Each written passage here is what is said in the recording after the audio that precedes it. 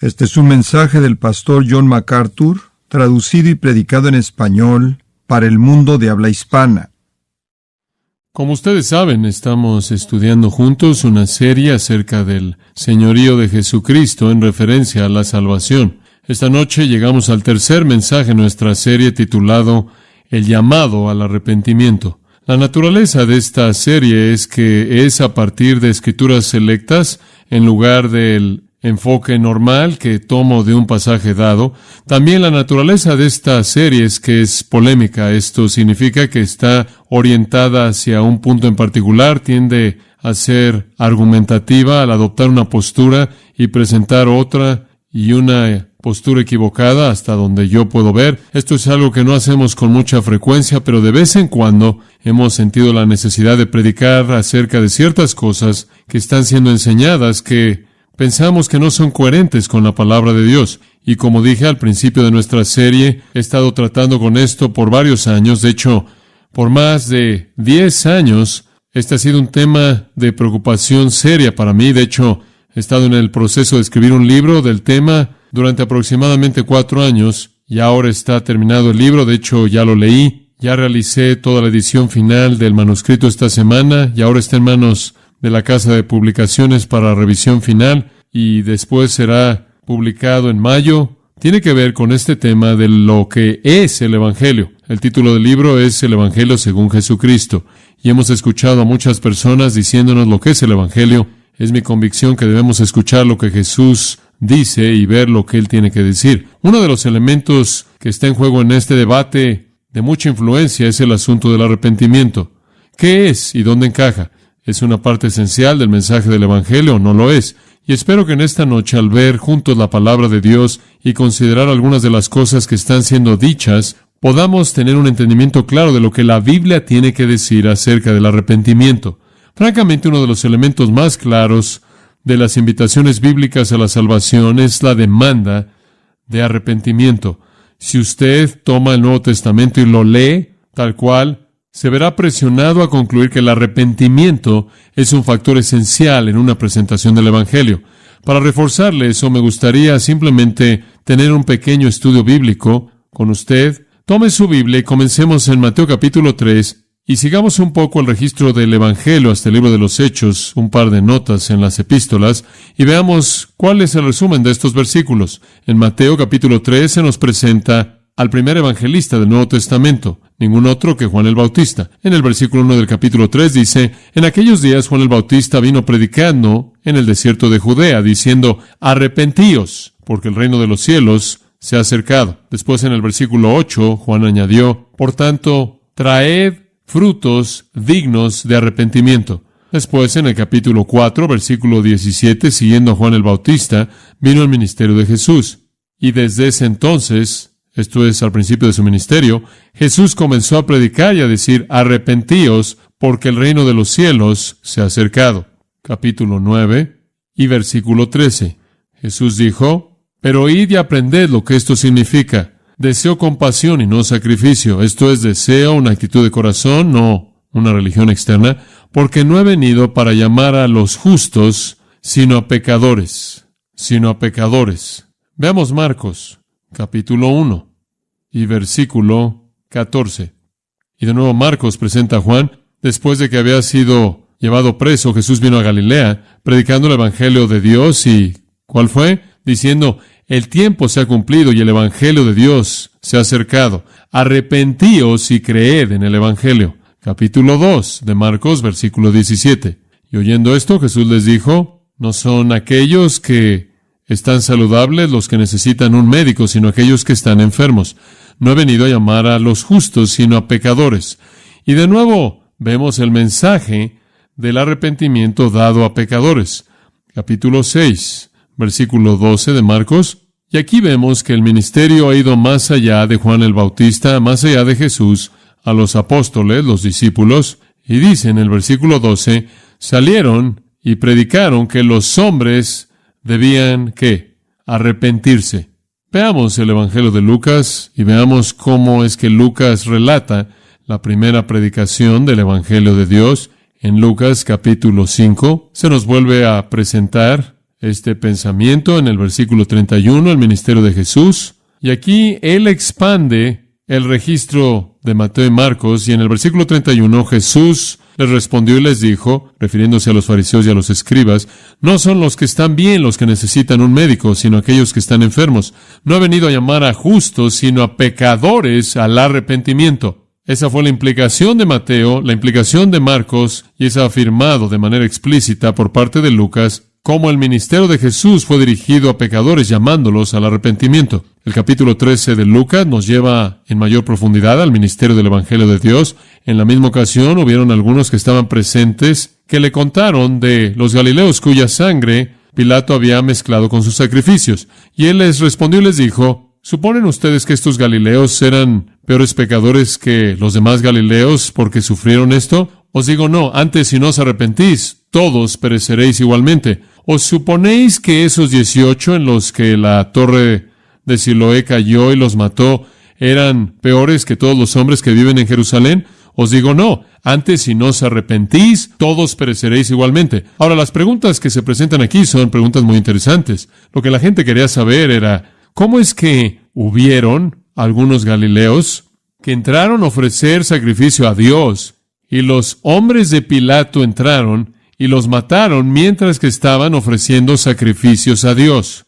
¿Cómo es posible, están diciendo, que Dios permite que la gente entregue su vida en un baño de sangre cuando lo que estaban haciendo era lo correcto? ¿Por qué permitió eso Dios? Esa es la pregunta. Y Jesús dice en el versículo 2, creo que ustedes piensan que esos galileos debieron haber sido peores pecadores que el resto de los galileos porque sufrieron eso. Pero les estoy diciendo que ellos son tan solo un ejemplo de lo que les va a suceder si no se arrepienten. Y después la siguiente pregunta en su mente, ¿qué hay acerca de esas 18 personas sobre las cuales cayó esa torre? Estas personas no estaban adorando a Dios, simplemente estaban caminando por la calle y la torre cayó y los mató. ¿Están pensando, Jesús dijo, que eran pecadores peores que el resto de la gente que vivió en Jerusalén y por eso murieron? No, dice él. Si no se arrepienten, ustedes también morirán. Y en ambos casos, él llama al arrepentimiento. El ministerio de Juan, arrepiéntete. El ministerio de Jesús, arrepiéntete. El ministerio de los discípulos, arrepiéntete.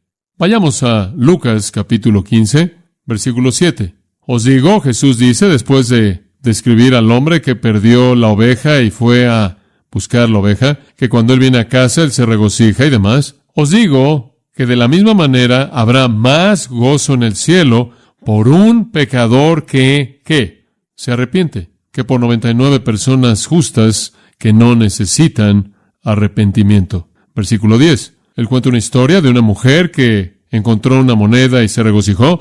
Y de la misma manera os digo que hay gozo en la presencia de los ángeles de Dios por un pecador que se arrepiente. Y después él cuenta la historia del hijo pródigo, que trata de un pecador que se arrepintió y un pecador que no se arrepintió. El pecador que se arrepintió fue el pródigo, y el pecador que no se arrepintió fue el hermano que se quedó en la casa y no reconoció su propio pecado. El ministerio de Juan el Bautista fue arrepentimiento. El ministerio de Jesús fue arrepentimiento. El ministerio de los discípulos fue arrepentimiento. Y el cielo lo reconoce y se regocija cuando un pecador, ¿qué? Se arrepiente. Capítulo 16 de Lucas. Usted conoce este registro del hombre rico y Lázaro. El hombre rico murió y se fue al Hades y estaba en tormento. Lázaro, el mendigo, murió y se fue al seno de Abraham. Y claro, el hombre rico dijo, déjame salir de aquí para que pueda advertir a mis hermanos para que no vengan aquí. Pero Abraham dijo en el versículo 29, a Moisés y a los profetas tienen, óiganlos. Pero él dijo, no, padre Abraham, pero si alguien va a ellos de los muertos, ¿ellos qué? Se arrepentirán. Ahora, lo que usted comienza a percibir aquí es que está este concepto de arrepentimiento, que es la esencia misma de la invitación del Evangelio. Es un llamado al arrepentimiento. Cuando dicen aquí, cuando Abraham dice, más bien cuando el hombre rico le dice a Abraham, se arrepentirán. Él está diciendo, se arrepentirán y creerán en la verdad. Todo eso está implícito. Pero el arrepentimiento es una parte tan obvia, medular, que la respuesta entera del Evangelio podrá resumirse en la palabra arrepiéntete. Juan predicó arrepentimiento, Jesús predicó arrepentimiento, los discípulos predicaron arrepentimiento, y el pecador aquí entendió el arrepentimiento. Llegando a la conclusión del Evangelio de Lucas y trayéndolo más cerca de nosotros, capítulo 24, versículo 46. Jesús resume el Evangelio. Así está escrito, Lucas 24, 46, que el Cristo debe padecer y resucitar de los muertos el tercer día, y que arrepentimiento para el perdón de los pecados deba ser proclamado en su nombre a todas las naciones, comenzando en Jerusalén. En otras palabras, somos llamados a predicar ¿qué? Arrepentimiento. Oigo a muchas personas decir que quieren compartir su fe. No oigo a muchas personas decir que quieren salir y predicar arrepentimiento. Pero eso es realmente a lo que somos llamados. Somos llamados a predicar arrepentimiento para el perdón de pecados, a proclamarlo a todas las naciones. Ahora veamos lo que hizo la primera iglesia. Vaya al libro de los Hechos. ¿Siguieron con el ministerio de Juan y Jesús y los discípulos? ¿Siguieron la instrucción de la gran comisión de que arrepentimiento para perdón debía ser predicado entre todas las naciones? Escuchemos a Pedro, Hechos 2:38. Pedro se pone de pie en el día de Pentecostés. Este es el primer sermón en la nueva era. La iglesia está a punto de ser fundada y nacer después de la resurrección. ¿Y cuál es el mensaje que, de hecho, cuál es la invitación que da luz a la iglesia? Pedro dijo en el versículo 38, arrepentíos, arrepentíos. Y él sigue en el gran tren de Juan y Jesús y los discípulos, y sigue de manera obediente a la comisión de Lucas 24:47, arrepentíos, y cada uno de vosotros sea bautizado en el nombre de Jesucristo. Y el arrepentimiento, claro, provee para el perdón de sus pecados y el don del Espíritu Santo. Capítulo 3 de los Hechos. Seguimos en mayor profundidad el ministerio de la primera iglesia, y aquí de nuevo Pedro es el predicador. Este es su segundo sermón. Él le dice a los judíos que lo están escuchando en el versículo 14, vosotros rechazasteis al santo y al justo, pidieron que un asesino se les concediera, y mataron al príncipe de la vida, aquel a quien Dios resucitó de los muertos, y somos testigos de este hecho, y en base a la fe en su nombre, este es el nombre de Jesús que ha dado fuerza a este hombre, a quien vosotros veis y conocéis, y la fe que viene a través de él le ha dado a este salud perfecta en la presencia de todos vosotros. Y ahora, hermanos, sé que habéis actuado en ignorancia, así como vuestros gobernantes lo hicieron, pero las cosas que Dios anunció de antemano por la boca de todos los profetas, que Jesucristo debía padecer, así ha cumplido. Ahora, versículo 19, arrepentíos, por tanto, y volveos para que vuestros pecados puedan ser borrados. De nuevo, el mensaje del Evangelio es un llamado al arrepentimiento. El capítulo 11 nos lleva en mayor profundidad en la expansión de la iglesia, y volvemos a encontrar en el capítulo 11 que el apóstol Pedro es aún la figura primordial, el personaje primordial. Su deber aquí es reportarle a los judíos en Jerusalén lo que él ha visto a Dios hacer al salvar a gentiles. Esto es a Cornelio y a su casa. Y en el versículo 18 dice, cuando oyeron esto, guardaron silencio y glorificaron a Dios diciendo, bueno, entonces Dios ha concedido a los gentiles también el arrepentimiento que lleva a la vida. ¿Está usted comenzando a entender la idea de que el arrepentimiento es un sinónimo para la fe salvadora, que es un ingrediente y elemento esencial? Avancemos. Hechos 17. Ahora entramos al ministerio del apóstol Pablo. Y Pablo se encuentra en Hechos 17, en la capital filosófica del mundo helenista. En ningún otro lugar que la ciudad de Atenas. Se encuentra en el Areópago, ahí, y él está interactuando con los filósofos, los eruditos de esa ciudad, y él les da este mensaje en el versículo 30. Por tanto, habiendo pasado por alto los tiempos de esta ignorancia, Dios manda ahora a todos los hombres que se arrepientan, porque Él ha determinado un día en el cual Él juzgará al mundo. Más vale que se arrepientan, porque Él va a juzgar al mundo, Él lo va a juzgar en justicia, lo va a juzgar a través de un hombre que Él designó, un hombre que ha mostrado ser digno al ser resucitado de los muertos. Entonces Pablo predicó arrepentimiento. Vayamos al capítulo 20. Aquí Pablo está instruyendo a los ancianos efesios. Los ancianos efesios eran primordialmente responsables por proveer liderazgo para todas las iglesias de Asia Menor, eran líderes clave, y Pablo les recuerda en el versículo 21 que su ministerio consistió en testificar solemnemente tanto a judíos y a griegos acerca del arrepentimiento hacia Dios y la fe en nuestro Señor Jesucristo. Pablo predicó a los líderes de la iglesia el asunto del arrepentimiento, sabiendo que ellos a su vez debían predicar arrepentimiento a otros. Y después pase al capítulo 26, versículo 20. Aquí está Pablo ante el rey Agripa, y él le dice en el versículo 19 del capítulo 26, como consecuencia, rey Agripa, no fui desobediente a la visión celestial, sino continué declarando tanto a aquellos que estaban en Damasco primero y también en Jerusalén y a lo largo de toda la región de Judea, inclusive a los gentiles, que ellos debían arrepentirse y volverse a Dios haciendo obras dignas de arrepentimiento. Ahora, esa fue la definición clásica de Pablo de la predicación del Evangelio. Es predicar arrepentimiento. Y fue debido a que él predicó arrepentimiento que ellos lo atraparon. Versículo 21 dice, y trataron de matarme. Entonces usted puede ver que la primera iglesia siguió con la predicación de Jesús, y siguió con la predicación de Juan, y siguió con la predicación de los discípulos, y fue fiel en proclamar arrepentimiento del pecado, volverse del pecado a Dios. Pablo escribe en Romanos 2:4, ¿o menospreciáis las riquezas de su benignidad, paciencia y longanimidad, ignorando que la bondad de Dios te lleva al arrepentimiento? Ahora subraya eso, subráyelo. La predicación de Juan estuvo dirigida al arrepentimiento. La predicación de Jesús estuvo dirigida al arrepentimiento. La predicación de los discípulos estuvo dirigida al arrepentimiento. La predicación de la primera iglesia estuvo dirigida al arrepentimiento.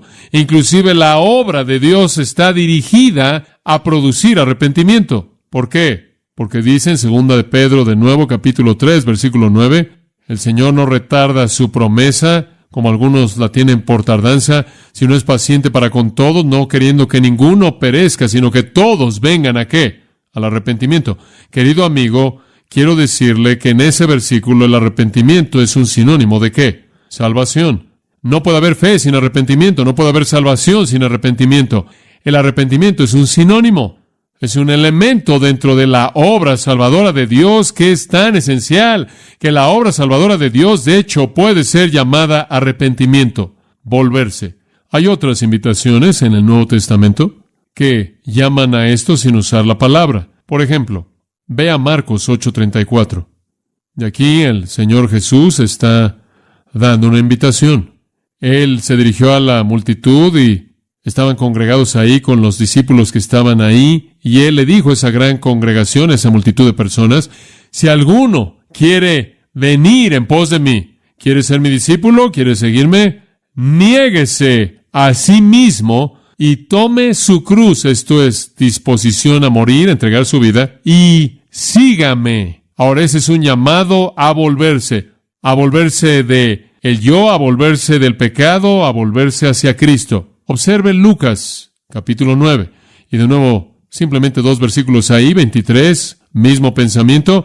Si alguno quiere venir en pos de mí, niéguese a sí mismo y tome su cruz diariamente y sígame. Porque todo aquel que quiera guardar su vida, la perderá. Pero todo aquel que pierda su vida por causa de mí, Él es el que la salvará. Esa es una invitación. Esa es una invitación a un pecador a dejar de controlar su propia vida para seguir a Cristo. Dice usted, ¿está seguro de que eso se habló a pecadores? ¿Está seguro de que no le está hablando ya a una persona salva que se niegue a sí mismo, que tome su cruz y sea un seguidor más devoto? ¿Está seguro de que Él no está diciendo podrías morir al ser disciplinado si no entregas tu vida? ¿Está seguro de que Él está hablando a incrédulos? Bueno, a partir del versículo 25 lo sabemos, porque Él dice inmediatamente, porque ¿qué aprovechará el hombre si ganara el mundo entero y perdiere su alma? O Él está hablando si usted va a perder su alma o no. No si usted va a perder su recompensa o bendición. Entonces, este es un llamado a dejar una vida dirigida a uno mismo, una vida apuntado, dirigida al placer personal, a una vida pecaminosa para seguir a Cristo. Capítulo 14 de Lucas, versículo 26. Si alguno viene en pos de mí, no aborrece a su propio padre y madre y esposa e hijos y hermanos y hermanas, sí, aun su propia vida, no puede ser mi discípulo. ¡Qué afirmación! Y después se lo sigue. Y el que no lleva su propio cruz y viene en pos de mí no puede ser mi discípulo. Hay un precio. Hay que volverse. Hay que dejar su propia voluntad, su propio camino, las cosas que se aferran a usted, las relaciones que lo confinan a usted, para seguir a Cristo a costa de lo que sea. Y más vale que calcule el costo. Versículo 28. Porque ¿quién de vosotros, queriendo edificar una torre, no se sienta primero y calcula los gastos? A ver si tiene lo que necesita para acabarla. No sea que después que haya puesto el cimiento y no pueda acabarla, todos los que lo vean comiencen a hacer burla de él, diciendo, este hombre comenzó a edificar y no pudo acabar. ¿O qué rey, al marchar a la guerra contra otro rey, no se sienta primero y considera si puede hacer frente con 10,000 al que viene contra él con 20,000? Y si no puede, cuando el otro está todavía lejos, le envía una embajada y le pide condiciones de paz. Entonces sigue esto. Así pues, cualquiera de vosotros que no, ¿qué? Renuncia a todo lo que posee, no puede ser mi discípulo. Hombre, es volverte de tu propia vida, tu propia voluntad, tu propia manera de vivir, tu propio pecado, para seguir a costa de lo que sea. Es un cambio de mente, es un cambio de corazón. Es una nueva vida de negarse a uno mismo y el pecado y ver al Salvador como Señor y Rey en lugar de mí. ¿Cuán importante es arrepentirse? Jesús lo dijo, lo acabamos de leer, Lucas 13, 3 y 5. Antes os digo que si no os arrepentís, todos pereceréis igualmente. Amados, simplemente de ese panorama breve de los evangelios y los hechos y un versículo de Romanos y 2 de Pedro, podemos ver que los primeros predicadores predicaron arrepentimiento. Y le he pedido al Señor que me dé una nueva dosis de arrepentimiento en mi predicación, porque el tema ha sido ignorado de manera trágica. ¿En dónde está ese tipo de predicación en la actualidad? ¿En dónde oye usted ese tipo de evangelismo en la actualidad? No está de moda predicar un evangelio que demanda que la gente entregue todas sus posesiones. El evangelio que usted oye en la actualidad es ven a Jesús y serás rico. El evangelio en la actualidad es cree en Jesús y Él perdonará todo tu pecado y te dará el cielo y no tienes que preocuparte por dejar nada. Eso no es lo que Jesús predicó. Arrepiéntete, deja tu pecado y tu egoísmo. Ahora, ¿cómo es posible que este elemento esencial de la predicación del evangelio llegó a ser evitado? ¿En dónde lo perdimos? Porque no lo vemos en la actualidad. Rara vez usted oye la palabra. Podemos regresar a 1937. El doctor Harry A. Ironside, un gran hombre de Dios, maestro de la Biblia. El doctor Ironside en 1937 señaló que la doctrina bíblica del arrepentimiento estaba siendo diluida sistemáticamente por parte de aquellos que querían excluirla del mensaje del Evangelio. 1937, 50 años atrás. Ironside dijo, están tratando de excluirla del mensaje del Evangelio. Permítame citar del libro que él escribió titulado Antes y no os arrepentís. Él era un campeón del arrepentimiento y de manera apropiada. Él escribió esto. La doctrina del arrepentimiento es la nota ausente en muchos círculos en la actualidad que de otra manera son ortodoxos y fundamentalmente sanos. Esta no es una batalla nueva. Esta es una batalla antigua. La gente en la actualidad está predicando un evangelio que dice, bueno, mira, simplemente cree, no te preocupes por tu pecado, no te preocupes por tu pasado, simplemente cree y todo vendrá después. Ironside peleó esa batalla en 1937. Además, él dijo esto. Él dijo, y cito, los predicadores que profesan la gracia, que como los antinominianos de la antigüedad menosprecian la necesidad del arrepentimiento, por lo menos parecen invalidar la libertad de la gracia. Y ese fue el punto medular. Habían algunos que dijeron, si llamas al arrepentimiento, estás invalidando la libertad de la gracia, y la gracia es tal y tan libre que no tienes que hacer nada más que solo creer. Ironside reconoció en su día los peligros de una creencia fácil e incipiente. Además, él dijo, la predicación superficial que no enfrenta el hecho terrible de la pecaminosidad del hombre y la culpabilidad del hombre, llamando a todos los hombres en todo lugar a arrepentirse, resulta en conversiones superficiales. Y entonces tenemos a muchos profesantes en la actualidad, profesantes de labios para afuera, que no dan evidencia en absoluto de regeneración. Promoviendo la salvación por la gracia, manifiestan ninguna gracia en sus vidas, declarando a toda voz que son justificados por la fe únicamente. Se les olvida que la fe sin obras es muerta y que la justificación por obras ante los hombres no debe ser ignorada como si estuviera en contradicción a la justificación por la fe ante Dios. Fin de la cita. Harry Ironside en 1937 estaba en lo correcto, peleando la misma batalla. Y si regresáramos a partir de ahí, regresando en la historia de la Iglesia, también vemos que la historia de la Iglesia registra el testimonio de los líderes de Dios con respecto a la naturaleza esencial del arrepentimiento. Permítame llevarlo aún más atrás. ¿Qué hay acerca de los primeros padres de la Iglesia? 150 después de Cristo. Muy bien. 50 años después de que Juan el Apóstol murió. Eso es temprano. Esos son los primeros años. Permítame leerle de la segunda epístola de Clemente, 150 después de Cristo. Esto es lo que él dice. No lo llamemos meramente Señor, porque eso no nos salvará. Porque él dice, no todo el que me dice Señor, Señor será salvo, sino el que hace lo correcto. De esta manera, hermanos, reconozcámoslo por nuestras acciones. Este mundo y el mundo venidero son dos enemigos. Este significa adulterio, corrupción, avaricia y engaño, mientras que el otro lo hace a un lado. No podemos entonces ser amigos de ambos. Para obtener el uno tenemos que hacer un lado el otro. Eso es arrepentimiento. Eso es arrepentimiento. Eso es exactamente lo que Santiago dijo. La amistad con el mundo es enemistad con Dios. O eres amigo del mundo o el amigo de Dios, no ambos. Eso es arrepentimiento. ¿Qué tal Martín Lutero? En 1517, Martín Lutero disparó el disparo que ha sido oído por todo el mundo. Cuando él clavó en la puerta de la iglesia de Wittenberg sus 95 tesis, él propuso 95 principios que él pensó que la Iglesia Católica Romana debía reconocer. No sé si usted está consciente de los que eran esos 95, pero después de esta noche usted va a estar consciente de cuáles fueron los primeros 3, porque aquí están. Número 1, esto estuvo en la puerta de Wittenberg. Nuestro Señor y amo Jesucristo, al decir arrepentíos, quiso decir que la vida entera de los fieles debía ser un acto de arrepentimiento. Número 2 de sus 95 tesis, este dicho no puede ser entendido como el sacramento de la penitencia. Esto es, de la confesión y absolución, la cual es administrada por el sacerdocio. 3. Sin embargo, él no se refiere al arrepentimiento interior únicamente. No, el arrepentimiento interior está ausente si no produce tipos diferentes de hacer morir la carne. Entonces, dijo Martín Lutero, 3 puntos primordiales. 1, el arrepentimiento es un estilo de vida. 2, no tiene nada que ver con sacramentos de la iglesia, confesión y absolución. 3, no es tan solo interno, produce hacer morir la carne. Martín Lutero estaba en lo correcto. Pasemos al siguiente siglo, 1674.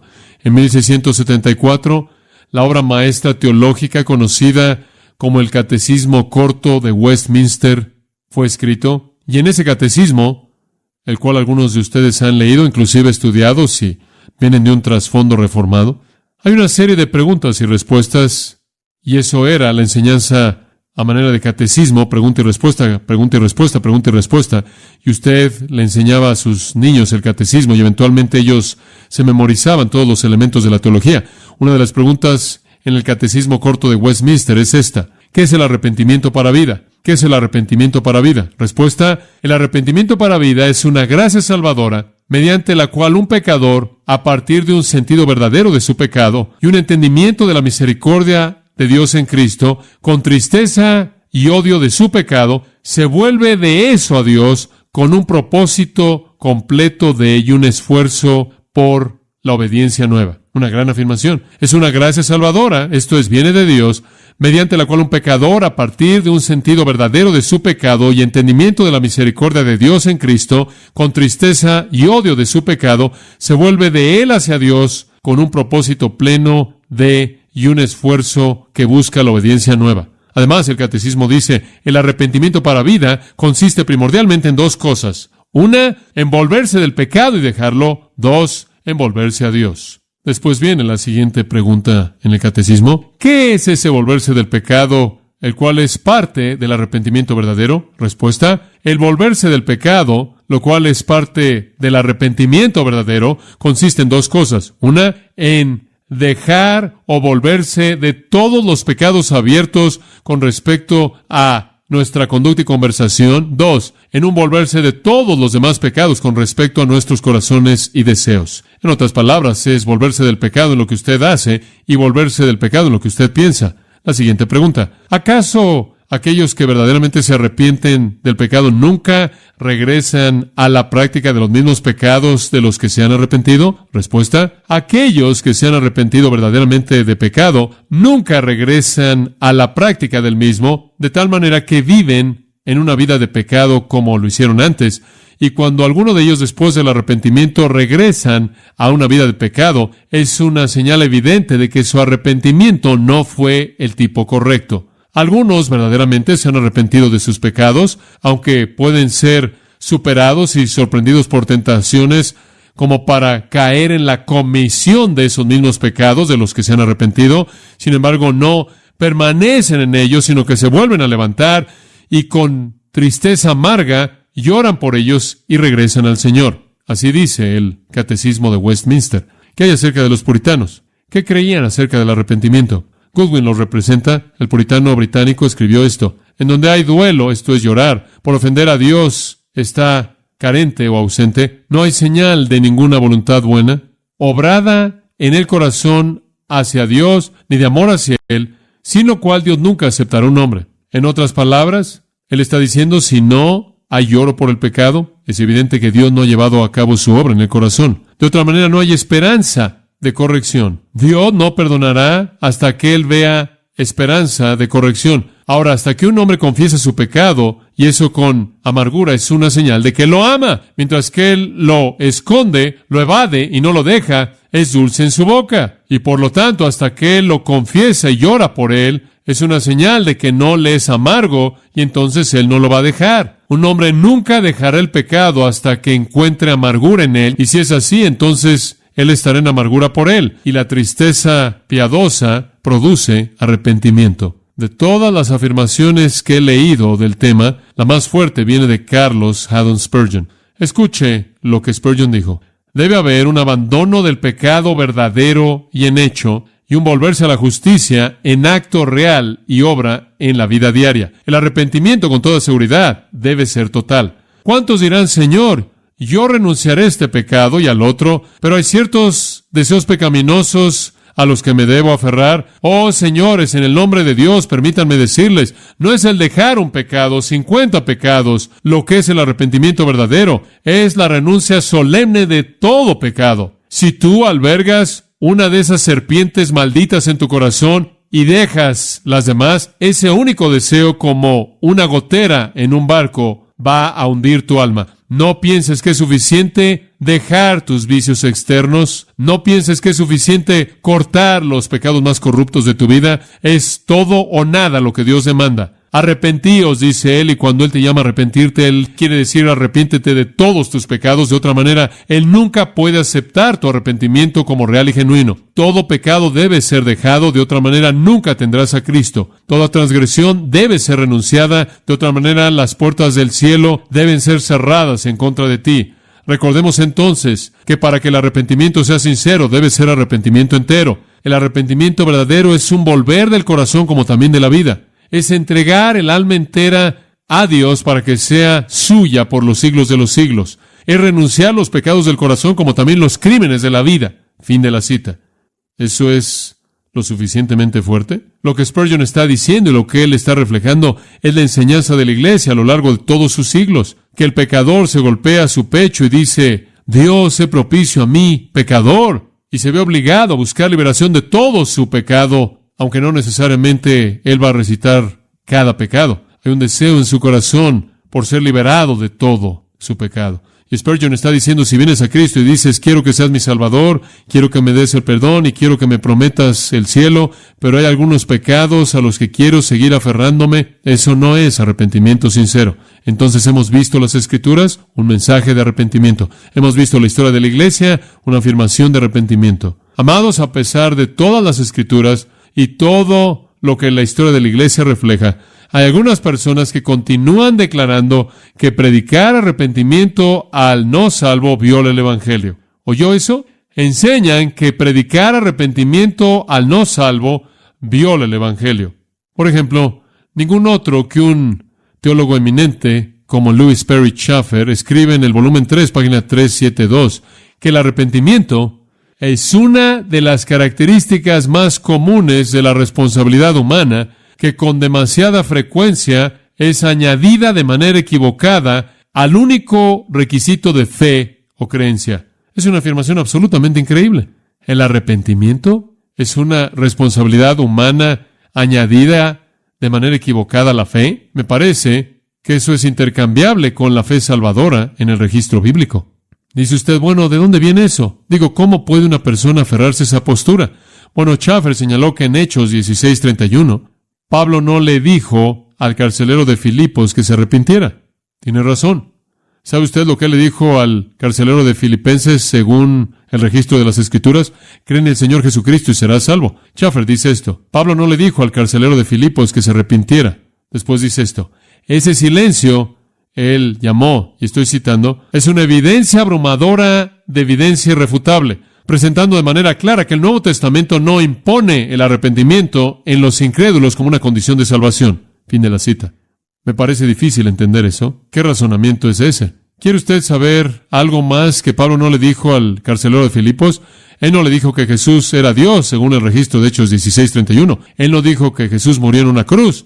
Él no dijo que Jesús resucitó de los muertos. ¿Quiere saber algo?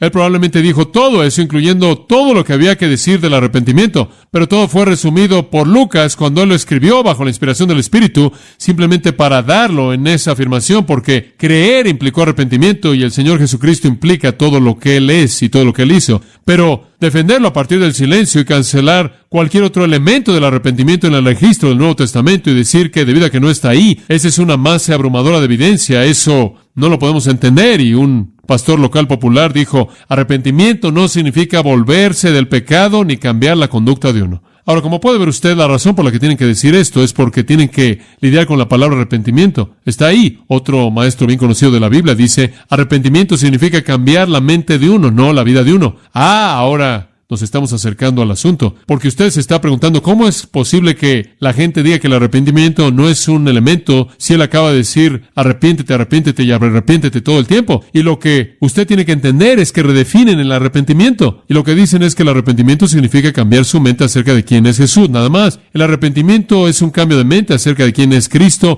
No tiene nada que ver con volverse del pecado, no tiene nada que ver con abandonar que yo soy el capitán de mi vida. Está totalmente carente del reconocimiento de la culpabilidad personal. No hay elemento de intención de obedecer a Dios. No hay elemento de una intención o deseo de justicia personal. Es simplemente cambiar su mente acerca de quién es Jesús. Dice usted, bueno, ¿qué hacen con cosas como Jesús cuando dice, si quieres venir en pos de mí, tienes que negarte a ti mismo, tomar tu cruz y seguirme? ¿Qué hacen con las palabras de Jesús? Tienes que aborrecer a tu padre, madre, hermano, hermana y demás y seguir. ¿Qué hacen? Dicen, no, todo eso está dirigido a gente que ya es salva y Él los está llamando al nivel más elevado de compromiso espiritual. Pero eso no es aceptable, porque en ese mismo pasaje Él dijo, ¿de qué aprovechará al hombre si ganare todo el mundo y perdiere su qué? Su alma. Él está hablando de tu alma eterna, pero entonces tienen que tomar cada una de las afirmaciones de Jesús que llaman a la gente a un compromiso total, abandonarlo todo para seguirlo a Él, y los hacen afirmaciones dirigidas a gente que ya es salva, llamándolas a la vida más elevada. Y entonces concluyen que cuando Jesús llamó a alguien a ser un discípulo,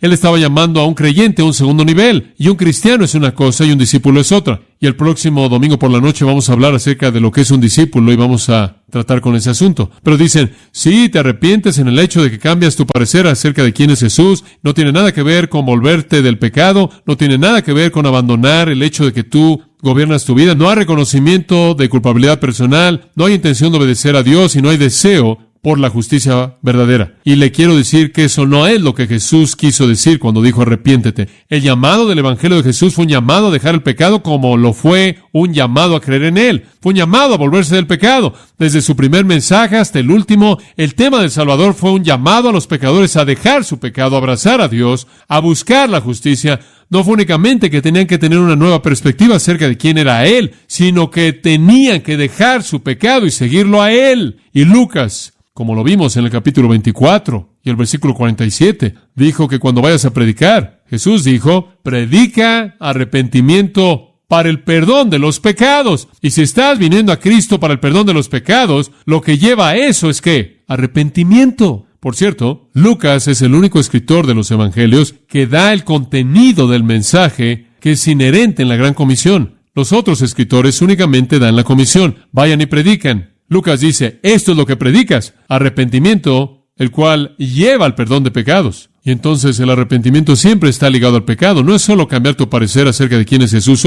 Pensaba que era un hombre y ahora sé que es Dios. No solo eso. Implica volverse del pecado. Permítame darle una ilustración. Observe Lucas 18. Lucas 18, versículo 9. Es una parábola. Una parábola, unos que confiaban en sí mismos como justos y menospreciaban a los otros. Esto es los fariseos. 2 hombres subieron al templo a orar, uno era fariseo y el otro publicano.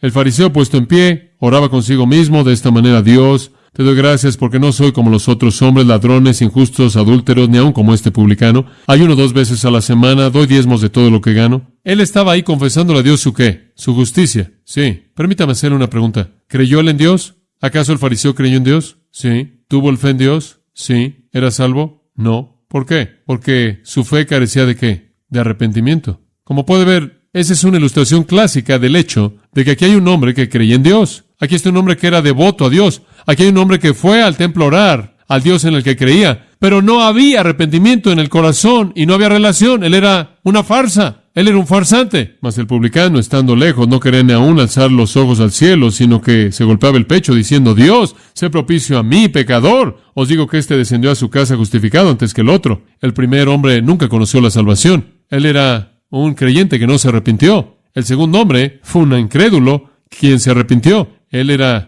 un despreciado espiritual y religioso, pero se arrepintió. Inherente en eso, claro, estuvo la expresión de fe. Usted no puede tomar el arrepentimiento y despojarlo de sus implicaciones morales. Ahora, permítame darle una definición rápida. Muy bien, todo eso fue introducción y se reduce a lo que estamos hablando. ¿Cuál es la definición bíblica del arrepentimiento? Muy bien, permítame darle unos cuantos pensamientos y después concluiremos. ¿Cuál es el arrepentimiento bíblicamente definido? Número 1, es un elemento dentro de la fe salvadora. Es un elemento dentro de la fe salvadora. De hecho, puede ser usado como una expresión intercambiable con la fe salvadora. Ahora debemos predicar arrepentimiento, debemos llamar a los hombres al arrepentimiento. Eso significa la fe salvadora. Es tan parte de ella que puede ser usado como un sinónimo para la fe salvadora. Usted puede llamar a alguien y decirle: ¿cree en el Señor Jesucristo? O podría llamarlo y decirle: arrepiéntete de tu pecado y abraza a Cristo. Es lo mismo. Es simplemente todo lo que es la salvación. Pero permítame aclarar esto. No es un sinónimo en el sentido más puro para cree, porque no significan lo mismo. Es inherente en creer y creer es inherente en el arrepentimiento, de tal manera que los términos pueden ser usados intercambiablemente, pero cada uno de esos términos expresa un elemento único. Creer expresa tan solo eso. Confianza, fe, arrepentimiento expresa volverse del pecado hacia Dios. Son partes complementarias del mismo proceso, dijo Berkhoff en su teología sistemática. Ahora, la palabra griega es metanoia, y como usted sabe, viene de dos palabras: meta, según, y noeo, entender, y significa un pensamiento que viene después. Entonces, si usted toma esas palabras y las une, significa un cambio de mente, un pensamiento que viene después. Y algunas de estas personas que quieren decir el arrepentimiento no es nada más que cambiar tu parecer acerca de quién es Jesús, dicen: como puedes ver, eso es lo que metanoia significa. Pero escuchen, eso es algo que usted con frecuencia ve que se hace con palabras griegas y no es correcto. No toda palabra necesariamente es la suma de sus partes separadas. Debido a que meta significa esto y noia significa esto, cuando usted las une no necesariamente significa lo que esas dos partes significan. Con frecuencia sí, con frecuencia no. Y el significado bíblico es mucho más profundo que eso. Metanoia es usada en el Nuevo Testamento. Siempre, ahora escuche esto, subraya esto, siempre incluye más que el significado literal de sus términos componentes. Siempre habla de un cambio de propósito y específicamente siempre habla de un volverse del pecado. Una de las herramientas útiles que usamos al estudiar el idioma griego es la obra de Colin Brown, una colección masiva así de grande, 3 volúmenes, en la sección acerca de la conversión que escribió Wetzmann, volumen 1, página 358, él está tratando con metanoia, y esto claro desde una perspectiva muy erudita, y esta es una cita: el entendimiento predominantemente intelectual de metanoia como un cambio de mente juega una parte muy pequeña en el Nuevo Testamento. Más bien, la decisión por parte del hombre entero de volverse es enfatizada. Es claro que debemos preocuparnos ni con un cambio puramente externo, ni con un cambio meramente intelectual de ideas. Fin de la cita. Así lo dice lo mejor de los eruditos. En el sentido en el que Jesús lo usó, el arrepentimiento incorporó un repudio hacia la vida vieja y un volverse a Dios para salvación. La otra fuente número 1 para entender todo lo que hay que entender acerca de palabras griegas fue producido por Kittel. Colin Brown es así de grande, Kittel es así de grande. Toda palabra en el Nuevo Testamento que es importante está ahí y es tratada de manera exhaustiva. Permítame leerle lo que Ben dice escribiendo acerca de metanoia en Gerard Kittel, y cito: el término demanda una conversión radical, demanda una transformación de naturaleza, un volverse de manera definida de la maldad, un volverse de manera determinante a Dios en obediencia total. Esta conversión es definitiva. No puede haber un volver atrás, únicamente avanzar y un movimiento responsable hacia adelante, que ahora se ha tomado. Afecta al hombre entero, en primer lugar y básicamente el centro de la vida personal, después lógicamente su conducta en todo momento y en toda situación, sus pensamientos, palabras y actos. La proclamación entera de Jesús es una proclamación de volverse de manera incondicional a Dios, un volverse de manera incondicional de todo lo que es en contra de Dios, no meramente aquello que es abiertamente malo, sino aquello que en cualquier caso dado hace que un volverse a Dios de manera total sea imposible. Fin de la cita. Así es como ellos lo entendieron desde el punto de vista técnico, el significado de la palabra. Esto sería apoyado, ¿no es cierto?, a partir de 1 Tesalonicenses 1:9. ¿Se acuerda usted de ese versículo? Véalo. 1 Tesalonicenses 1:9. Aquí hay una crónica de los elementos del arrepentimiento. La segunda mitad del versículo, Pablo le recuerda a los tesalonicenses cómo os volvisteis a Dios de los ídolos para servir al Dios vivo y verdadero. 3 elementos de arrepentimiento están ahí. 1, volverse a Dios. 2, volverse de la maldad. 3, servir a Dios. Se volvieron a Dios de los ídolos y toda esa maldad que hay con ellos para servir a Dios. 3 elementos del arrepentimiento. Volverse a Dios de la maldad para servir a Dios. Un resumen hermoso. No, escúcheme. Ningún cambio de parecer acerca de quién es Jesús puede salvar hasta que esos 3 elementos están presentes. Volverse del pecado a Dios para servirlo. El arrepentimiento es un elemento dentro de la fe salvadora. Segundo punto, involucra cambiar la dirección de la voluntad. Involucra cambiar la dirección de la voluntad. El léxico griego de Thayer define metanoeo como, y cito, el cambio de parecer de aquellos que han comenzado a aborrecer sus errores y hechos malos y han determinado entrar en una mejor dirección de vida, de tal manera que involucra tanto un reconocimiento de pecado y tristeza por él y una corrección de corazón, los efectos de lo cual son obras buenas. Fin de la cita. En otras palabras, es un cambio de dirección de la voluntad que resulta en una conducta cambiada. No es meramente tristeza por el pecado, aunque el arrepentimiento genuino siempre tiene tristeza. Es un cambio de dirección de la voluntad humana, es una decisión de dejar toda injusticia y buscar la santidad. Y por favor, amados, es ese cambio de dirección de la voluntad que es la obra de Dios. No estamos hablando de algo que usted hace. Estamos hablando de que Dios hace algo en usted cuando Él lo salva a usted. La gente dice, bueno, estás enseñando que esta es alguna obra pre-salvación y hasta que puedas limpiar tu vida y arrepentirte no puedes ser salvo. No, el arrepentimiento no es un intento pre-salvación por limpiar tu vida. No es un llamado a dejar de pecar para que puedas ser salvo, en absoluto. No es tan solo una invitación a darle la espalda a toda la maldad para que Cristo te acepte. Es aquello que Dios produce en ti cuando te salva. Es un elemento de fe salvadora que cambia la dirección de la voluntad. J.I. Packer, en su pequeño libro útil, Evangelismo y la soberanía de Dios, escribe, el arrepentimiento que Cristo demanda de su pueblo consiste en un rechazo determinado por establecer algún límite a las demandas que Él pueda hacer de sus vidas. Fin de la cita. No es tan solo una actividad mental. Hay un aspecto intelectual. Permítame darle esto rápidamente. Hay un aspecto intelectual. El arrepentimiento involucra reconocimiento de pecado, reconocimiento de la pecaminosidad del pecado, reconocimiento de que el pecado afrenta a un Dios santo, involucra el reconocimiento intelectual de que soy responsable a nivel personal por mi pecado y mi culpabilidad, incluye el reconocimiento de que Cristo murió por mi pecado y de que Él como Dios quiere gobernar mi vida. Esa es la parte intelectual del arrepentimiento.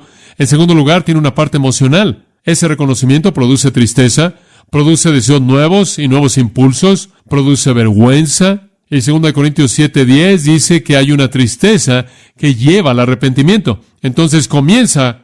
Usted ve que el pecado es pecaminoso, usted ve que usted es culpable, usted ve que Cristo ha provisto intelectualmente y después toca sus emociones y hay un quebrantamiento y una tristeza y una vergüenza y una culpabilidad y a partir de esa tristeza viene el tercer elemento y eso es el elemento de la voluntad, volitivo. Finalmente el arrepentimiento activa la voluntad y produce un cambio de dirección, una nueva determinación por abandonar la desobediencia obstinada y rendir su vida a Cristo. Y después produce una conducta cambiada. En donde no hay una conducta cambiada, el arrepentimiento pudo haber sido intelectual y pudo haber sido emocional, pero nunca fue volitivo. Cambia la dirección de la voluntad cuando es genuina.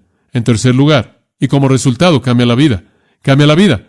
Es un elemento de la fe salvadora, activa la voluntad, cambia su dirección y cambia la vida. Esa es la razón por la que Juan dijo, traed frutos dignos de arrepentimiento. Usted dice que se arrepintió, veamos su vida. Demuéstrelo. El arrepentimiento real altera a la persona. Uno de mis héroes a los hombres que tengo en alta estima es Martin Lloyd-Jones. Uno de los libros que me bendice que él escribió tiene que ver con el Sermón del Monte. En él escribe esto. Él está ahora con el Señor. El arrepentimiento significa que reconoces que eres un pecador culpable y vil en la presencia de Dios, que mereces la ira y el castigo de Dios, que mereces el infierno. Significa que comienzas a darte cuenta de que esto llamado pecado está en ti y que anhelas deshacerte de él y que le das la espalda en toda forma y apariencia. Renuncias al mundo, sea cual sea el costo, el mundo en su mente y en su parecer, como también en sus prácticas, y te niegas a ti mismo y tomas la cruz y sigues a Cristo. La persona más querida y más cercana a ti y el mundo entero puede llamarte un necio o decir que tienes una locura religiosa. Quizás tengas que sufrir económicamente, pero eso no importa. Eso es arrepentimiento. Fin de la cita.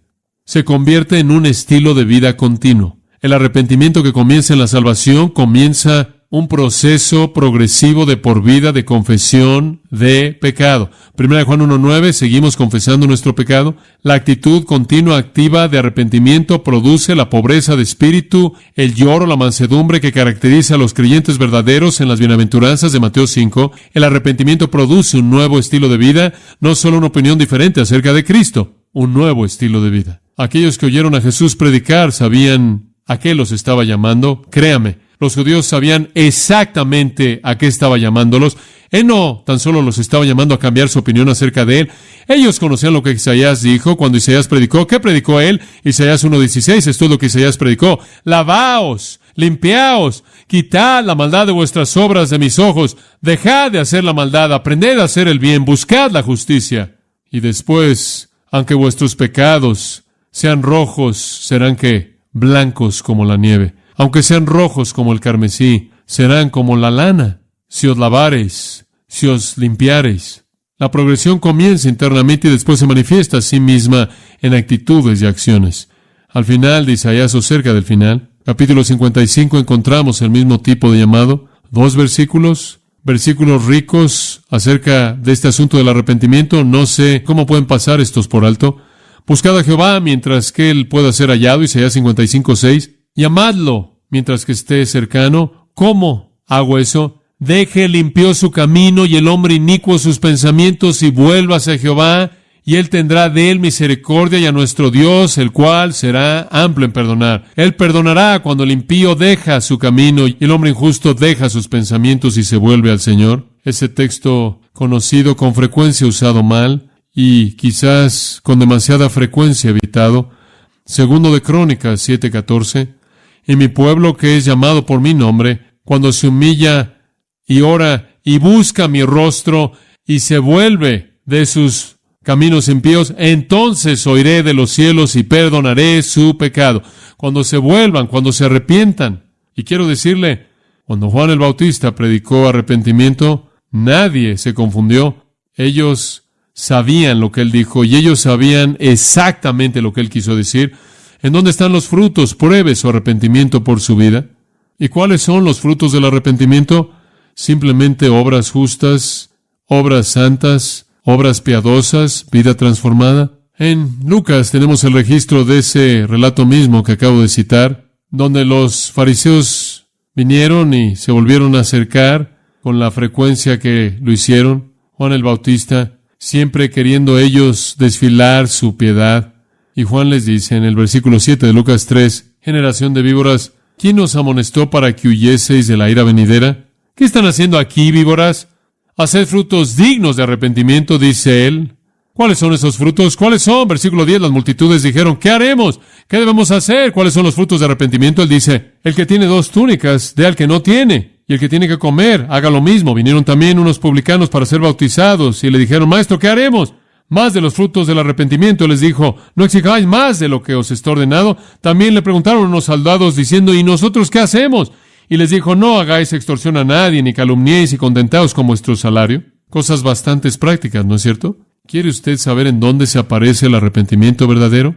En la virtud de su vida diaria. ¿Da usted su túnica al que no tiene una? ¿Se asegura usted de que no toma algo de alguien que no merece usted? ¿Usted no forza a la gente?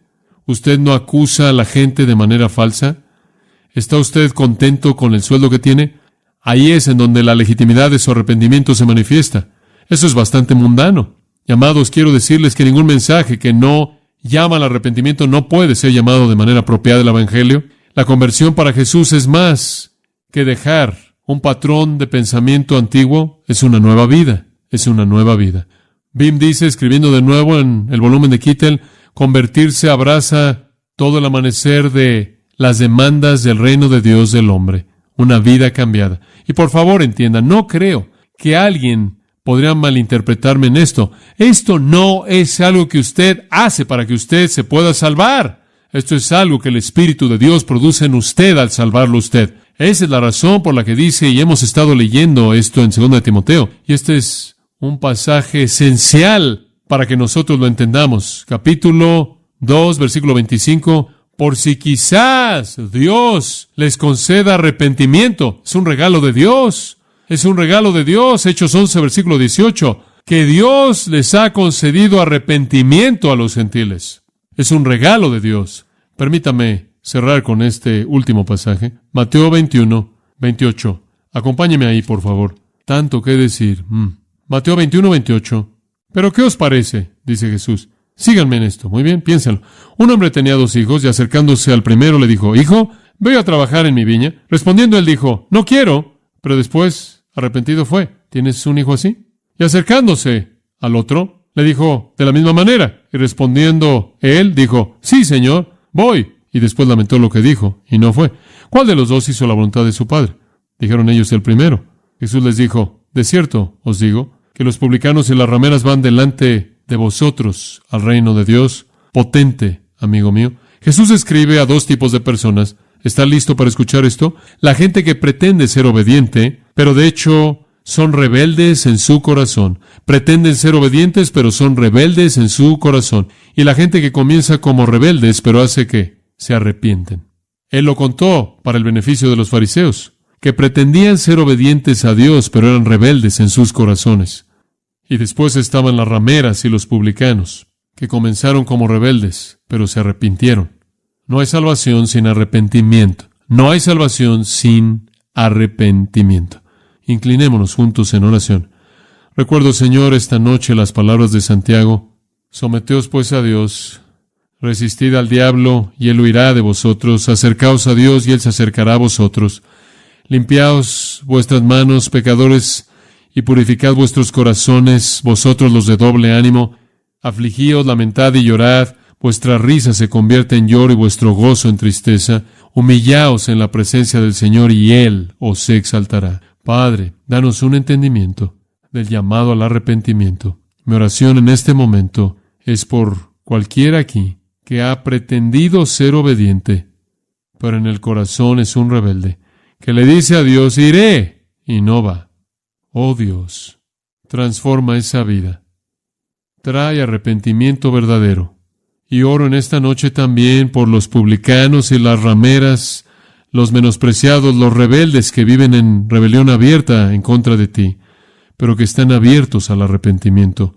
Mueve sus corazones. Lleva a cabo esa obra poderosa de gracia de arrepentimiento en toda vida que la necesita, por causa de Jesús. Amén. Usted ha escuchado a John MacArthur, maestro bíblico de gracia a vosotros. Para más información y acceso gratuito a todos los mensajes de John, así como una lista de libros incluyendo la Biblia de estudio, visite la página web en gracia.org. Gracia a vosotros y el pastor John MacArthur se reservan toda protección y derecho de autor bajo la ley que esté vigente. La información de derecho de autor está disponible en gracia.org, que incluye instrucciones para limitar la duplicación de este archivo digital. Gracia a vosotros es una organización sin fines de lucro, dedicada a desarrollar recursos desde las enseñanzas del pastor John MacArthur, las cuales ofrecen la verdad de las Escrituras. Por otra parte, su apoyo en oración y sus donaciones al ministerio nos ayudan a lograr este propósito para equipar a miles de personas de habla hispana. Si desea hacer una donación o ofrenda, puede hacerlo utilizando su tarjeta Visa, Mastercard, Discovery o American Express, ingresando a gracia.org, y si vive en Estados Unidos o Puerto Rico, también puede llamarnos al 1-866-5-GRACIA, esto es, 1-866-5